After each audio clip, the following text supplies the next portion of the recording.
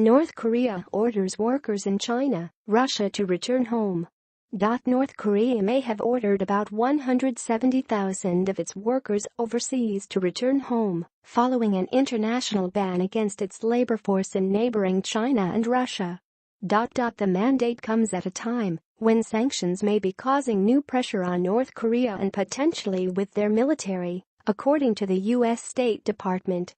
The Asahi Shimbun reported Friday the order from the Kim Jong Un regime applies to all laborers in China and Russia, including the 120,000 workers in China's factories and North Korean restaurants in China.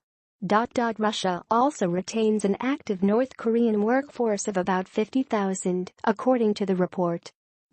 North Korean workers in the border city of Dandong may have already left, in a move that demonstrates that North Korea is either one step ahead of Beijing and Moscow in removing its citizens or coordinating with host governments following the adoption of tough new sanctions at the United Nations Security Council. The departure of North Korean workers could take a bite out of the country's foreign currency earnings.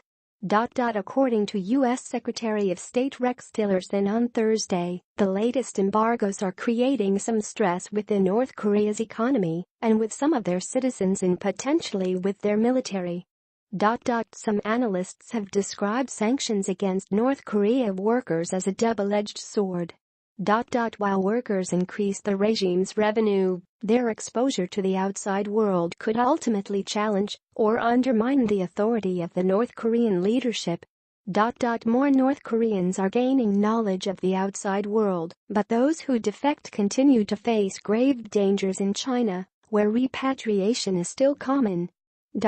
South Korean newspaper Kukmin Ilbo reported Friday a group of 5 refugees were repatriated from Baishan, Jilin province, after being detained by Chinese authorities.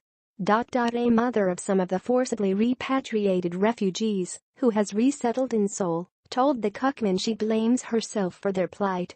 I do not know how many years they will spend in political prison camp, said the woman, who asked not to be identified.